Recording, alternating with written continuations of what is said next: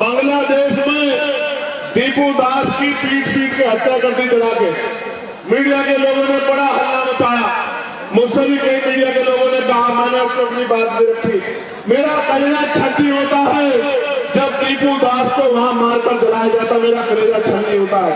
लेकिन इस भारत के कोने कोने में जब हर जिले में किसी दीपू दास को रोज मारा जाता है तो भी मेरा कलेजा छलनी होता है। तब मीडिया का कलेजा छलनी नहीं होता, तभी नकली नेताओं का कलेजा छलनी नहीं होता, तब भी मेरा कलेजा छलनी होता है। आप क्या जाने मेरे दर्द को?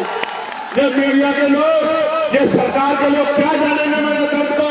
जब राजस्थान में मक्की छूने पे इंद्र मेघवाल को मारा जाता है, जब मुझे रखने पर जितेंद्र मेघवाल को मारा जाता है, जब ओम प्रकाश रहकर फांसी लगा देता है, जब पूरे प्रदेश में, उत्तर प्रदेश में मेरी बच्चियों को नोचा जाता है, उनके कपड़े फाड़े जाते हैं, तो मेरा कलेजा छलनी होता है। तुम्हें क्या पता मेरे दर्द का?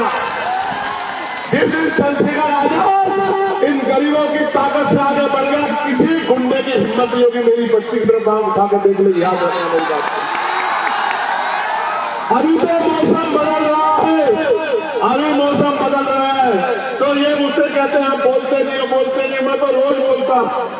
मैं जानता अगर कहीं किसी का अन्याय होगा तो भीम आर्मी के लोग बोलेंगे, आजाद समाज पार्टी के लोग बोलेंगे। लेकिन मैं आपसे जानना चाहता हूं, जब आप भूखे सोते हो तो क्या किसी महल वाले को दुख होता है क्या? जब आप प्यासे सोते हो, प्यासे रहते हो, किसी बड़ी गाड़ी वाले को दर्द होता है क्या मेरे लोगों? जब आपकी जेब में पैसे नहीं होते और आपको सामान खरीदना होता है, बाजार में निकलते हो, पेट में हाथ फेर के वापस आ जाते हो, अपने सपनों को तोड़ देते हो, क्या किसी पैसे वाले को, किसी नेता को दर्द होता है क्या? दर्द होता है तो आपके भाई भीम आर्मी के एक सिपाही को दर्द होता है, आजाद समाज पार्टी के एक सिपाही को दर्द होता है। कब तक इस आजाद भारत में ये मेरा शासक समाज कब तक गुलामी का जीवन जिएगा? ये फैसला हमें आज नहीं तो कल करना होगा। आप उठा के देखो, जो मेरा कलेजा पूछना चाहते थे, जो पूछना चाहते थे चंद्रशेखर क्यों कम बोलते हैं ऐसे मामलों पे, मैं उनको पूछना चाहता हूँ। एनसीआरबी का डाटा कहता है कि लाखों महिलाओं के साथ रेप हत्याएं होती है। आप जाति का डिडोरा लेके घूमते हो, मैं गारंटी देके कहता हूं 90% बच्चियां एसटी, एसटी, ओबीसी और माइनॉरिटी समाज की हैं। आप उठा के देख लो। तो तब इस मीडिया का कलेजा छलनी क्यों नहीं होता?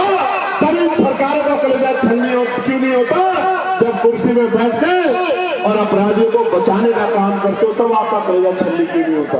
प्यारे साथियों, हरदोई लंबे समय से राजनीतिक कमजोरी बहुजन समाज के लिए बनी हुई है, लेकिन मैं आज की शक्ति को देख के कह सकता हूं, मैं सोचता था, मैं माफी चाह रहा हूं, मैं झूठ नहीं बोल पाता। मैं सोचता था पश्चिम में आंदोलन मजबूत है, मैं ऐलान करके कह सकता हूं कि इस मिट्टी पे आंदोलन सबसे ज्यादा मजबूत है। मैं दिल से धन्यवाद करता हूं। प्यारे साथियों, आप ये बताओ,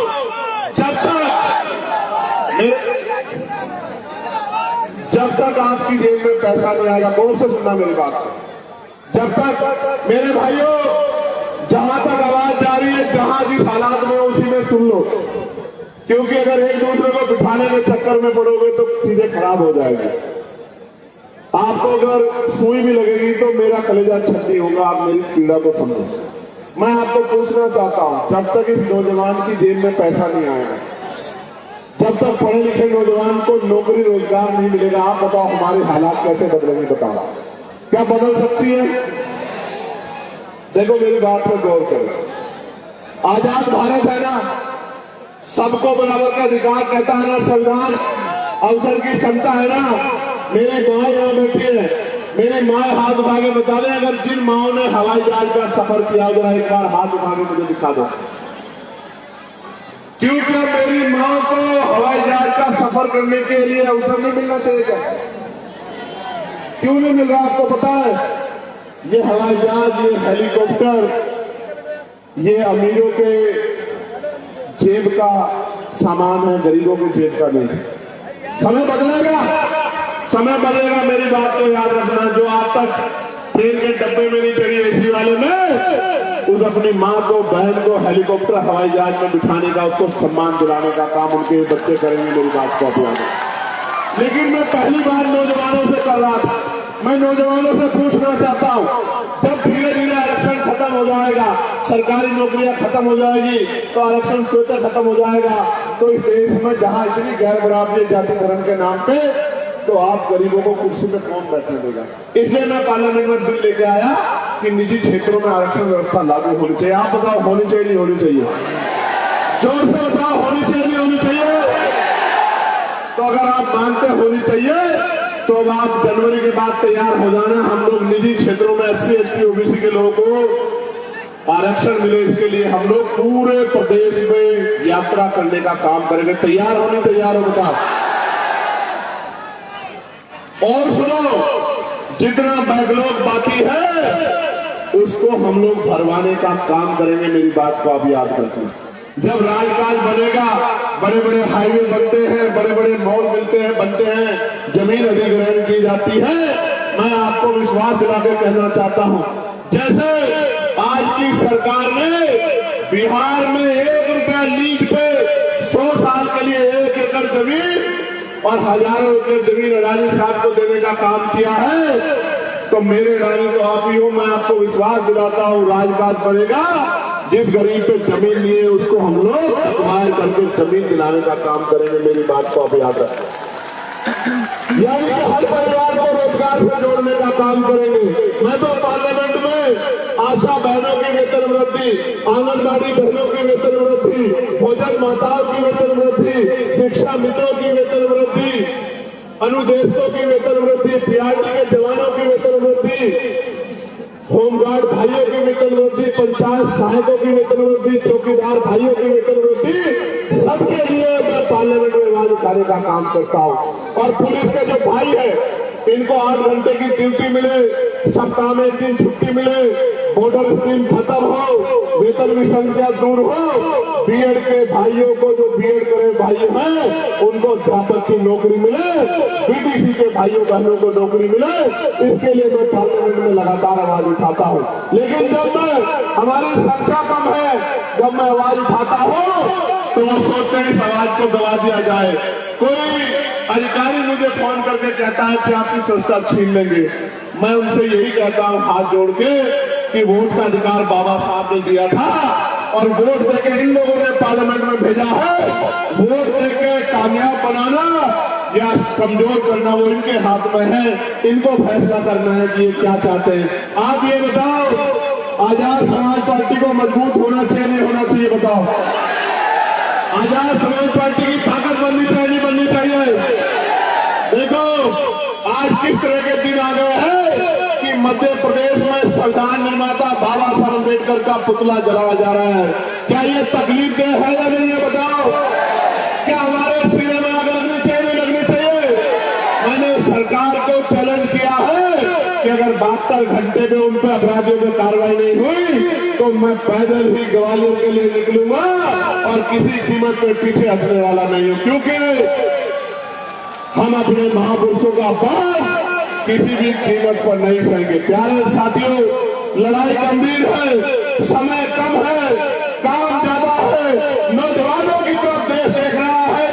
एक वो लड़ाई थी जो आजादी का संघर्ष था, जो शहीद आजम सरदार भगत सिंह जी ने, पंडित चंद्रशेखर आजाद जी ने, सुखदेव जी ने, तमाम हमारे क्रांतिकारियों ने लड़ने का काम किया। और एक और तीसरी आजादी का संघर्ष, अधिकारों का संघर्ष और भीम आर्मी आजाद समाज पार्टी के नेतृत्व में शुरू होने वाला है। मैं चाहता हूं कि ये आंदोलन कामयाब हो और 75 साल की ये जो बेबसी लाचारी संविधान के बावजूद भी है, ये खत्म हो, लेकिन ये तब तक खत्म नहीं होगी जब तक आप लोग मन पक्का नहीं करोगे। बताओ, मेहनत करोगे नहीं करोगे? घर घर निकल के बूथ कमेटी बनाओगे नहीं बनाओगे? मेरी बात को घर घर तक पहुंचाओगे नहीं पहुंचाओगे? अपने संगठन को मजबूत करोगे नहीं करोगे? अपने झंडे डंडे को घर तक पहुंचाओगे नहीं पहुंचाओगे? भाईचारा बनाए बगैर हम लोग कामयाब नहीं हो सकते, इस बात को आप समझो। अगर भाईचारा नहीं बनेगा बहुजन समाज में तो लड़ाई आगे नहीं बढ़ेगी। भाईचारा बनाओगे नहीं बनाओगे बताओ? मेरी बात पे गौर करो मेरे नौजवान साथियों। हमारी माए हमारा पेट पालने के लिए तमाम तरह के प्रयास करते हैं। कोई फैक्ट्री में काम करती है, कोई घर की सफाई करती है, कोई खेत में काम करती है। मेरे दिल में ये तकलीफ होती है कि जिन माओ को जो है इज्जत सम्मान की जिंदगी मिलनी चाहिए इनको हम दिला नहीं पा रहे। मैं आपको विश्वास दिलाता हूँ, आपके क्षेत्र में उद्योग धंधे लगाकर राजकाज बनने के बाद माओ को घर तक रोजगार दिलाने का काम किया जाएगा। इस बात का मैं आपको विश्वास दिलाता हूँ। नौजवान भाइयों को रोजगार दिलाने का काम किया जाएगा, पुरानी पेंशन को बहाल कराने का काम किया जाएगा, SC ST OBC के कर्मचारियों को प्रमोशन रिजर्वेशन दिलाने का काम किया जाएगा और गरीबों के आंसू पूछने का काम किया जाएगा। लेकिन ये तभी संभव है जब आप सड़कों पे, तो मैं आपकी छत्ता को देखता हूँ मोटरसाइकिल दौड़ाते हैं खूब, मैं डरता हूँ किसी को चोट न लग जाए। कोई माँ ये ना कहे कि मेरे बच्चे को चोट लग गई, मेरे भाई को चोट लगी, मुझे तकलीफ होगी। लेकिन मैं आपसे आग्रह करता हूँ बहुत समझदारी से आया जाए करो। हमारे महापुरुषों ने अपने बच्चों का बलिदान हम लोगों को इज्जत की जिंदगी दिलाने के लिए किया है। अगर आप लोग डटोगे नहीं तो बात आगे नहीं बढ़ेगी। ये जो नीला पटका पहन के ये जो नीली फौज बैठी है, जरा लाना वो बात, यही सीतापुर वाला कोई बोला था ना कोई सीतापुर वाला कोई बोला था ना, छोड़ो थोड़ा कौन था इस बात से मत जाओ। उनको उन सबके लिए मैंने नीला बात तैयार किया। कहा जरा लाना हो नीला बात, जरा मैं उनको दिखा दूं। मैं उनको बताना चाहता हूं कि ये बाबा साहब के चीते हैं, बाबा साहब के। ये महाराजा दिल्ली पासी के बच्चे हैं, ये महाराजा लाखन पासी की औलाद है। ये देखने भी लग रहे हैं।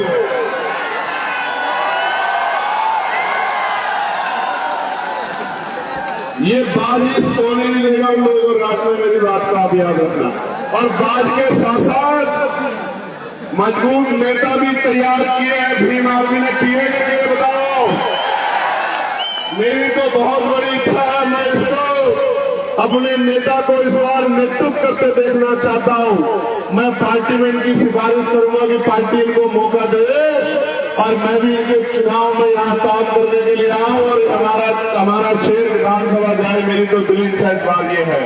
लेकिन ये तभी संभव होगा जब आप लोग मेहनत करोगे नहीं करोगे, यहाँ से जाके काम करोगे नहीं करोगे, बूथ कमेटी बनाओगे नहीं बनाओगे, भाईचारा कमेटी बनाओगे नहीं बनाओगे, हर जाकर मेरी बात को पहुंचाओगे नहीं पहुंचाओगे, अन्याय के खिलाफ लड़ोगे नहीं लड़ोगे। एक आखिरी बात आपको कहना चाहता हूं और ये मेरी बात है, कहूं या नहीं वो पता। जब आप दोनों हाथ उठाओगे तभी रास्ते पहले नहीं कहना। अभी दोनों हाथ नहीं उठ रहे सब लोग, उधर वाले के नहीं उठ रहे, उधर वाले भी। अच्छा ठीक है, उठा लिए।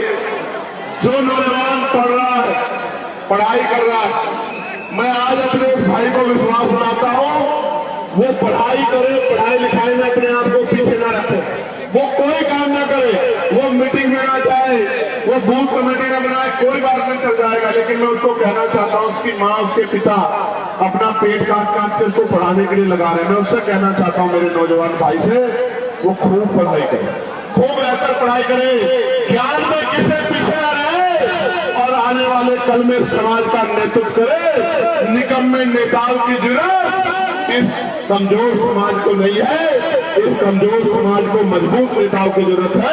और ये आज का युवा कल का नेतृत्व करता बनेगा, लोकसभा विधानसभाओं में कमजोरी की आवाज बनेगा। आज मैं वहां अकेला बोलता हूं, अगर आपने 5-4 मेरे साथ भेज दिए